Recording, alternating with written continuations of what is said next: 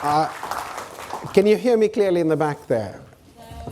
No, you can't. I'll have to speak even louder, but does that help? Thank you. It does. Well, John, thank you very much for your welcome, and I'm delighted to welcome you all.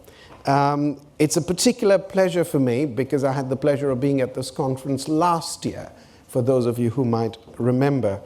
And I'd like to thank our partners, the London Defence Conference, with whom we do it. Particular thanks to Ian Martin and Lord Salisbury for their support and their partnership.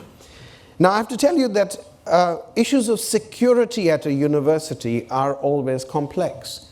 I remember a time 10 years ago when we were being petitioned, why do we have a Department of War Studies? Aren't we done with war? And how naive that was.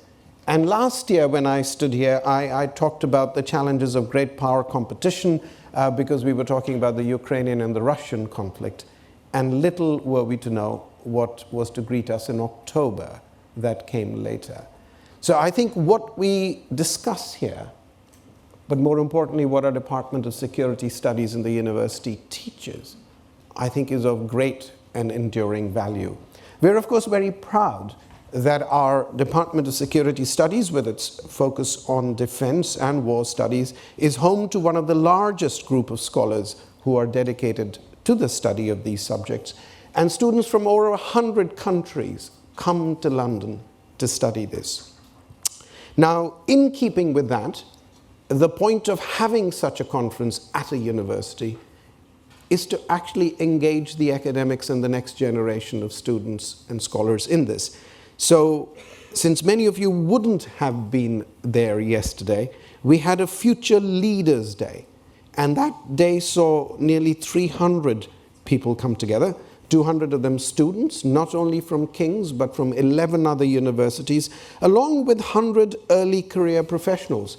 Young professionals from think tanks, from government agencies, from political parties, who came together to discuss issues of security. And what I was particularly struck is that, these discussions can get very abstract and they can get theoretical.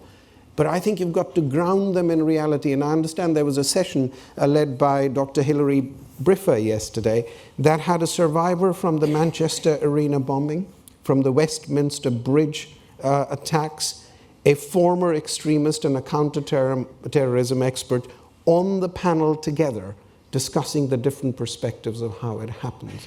So this isn't an abstract conference from which only academic papers come out. This is a conference talking about the experience of security in all of its complexity.